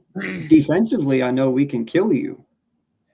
But offensively, And earlier this year, Vegas hung in there with Denver and barely lost 10-7. So any given Sunday, you never know what's going to happen. So you know, I just I don't see us putting up 30 plus points. I really don't. hey, listen, man. But that's the thing, though. Your defense is not that bad. That's the only advantage you need. Now, granted, you're kind of in our situation right now where your defense can keep you in games, but your offense loses you games. We're kind of there too. So I kind of think this is the give and take. First one who gives first. Mm-hmm. You know, listen, I've watched AJ Brown get locked up this year already by Rock Ya-Sin. You know, Rock Ya-Sin ain't nobody. We all know who he is, but he's never been that guy, you know. But he's locking up AJ Brown in the Detroit game. It's any given day for my offense, dog. If you got just an ounce of competitiveness, dude, I've watched the Giants lock up my offense, and the Giants fucking suck. They might even be worse than you, and they stopped us. Yeah, they gave up what? How many points did they give up to the Broncos in the fourth quarter to give up that huge? 24? Yeah, like that's insane. Yeah. So I can only give you what my team gives me, and I'm going to tell you, man, 21 is my max right now. I will say 21-10 Eagles, but that's as far as I'm fucking going, and that's just me being nice. Yeah. Granted, I think we can demolish you? Fuck yeah, of course. That's if we play to our full potential, which we haven't been for quite a while now. I mean, unless KP just magically gets visited by the football fairy at nighttime and they sprinkle some fairy dust on his head and he magically comes up and wakes up tomorrow morning and is this crazy fucking football genius and everything goes our way. Yeah, it's 50-50, dog. And you're talking about Kevin Patullo, not Kenny Pickett, right? Yeah, KP, I'm talking about Kevin Patullo. No, that's how bad he is. Kenny Pickett can beat him. And secondly, I'm also gonna bet on Pete Carroll over KP. I know Pete Carroll can at least move a ball and coach an offense. Yeah, it might be harder for him this year, but it is the Raiders, like you say. But at least we've seen him do it, dude. My OC can't do it. We've seen that. And when he does, it's just sporadic here and there, you know. So,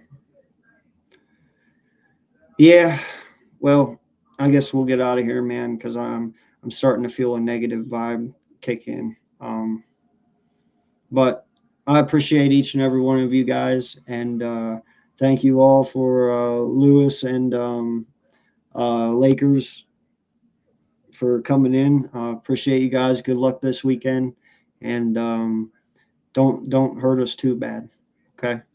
And we'll try to return the favor. So hopefully we both look just really fucking shitty and end in a tie. A 3-3 tie. that way there is no winning or losing. We can both just walk and be like, yeah, okay. Yeah, the Cowboys would love that.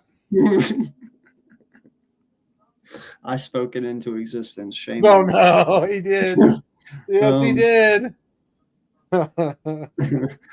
Have a good night, Slay. Appreciate you, man. Love you too, bro. And yeah, thank you guys all for chiming in on the chat. We really, really appreciate you guys. Yes, like I said, you guys continue to help us, build this thing and keep this engine running. You guys are the oil to the motor, and without you, it does not continue to work. So yeah, we love and appreciate each and every one of you. Yes. If you are new here, please hit that like button. Please hit that subscribe. We love the comments. We love seeing new people, talking with new people. You will find no hate here.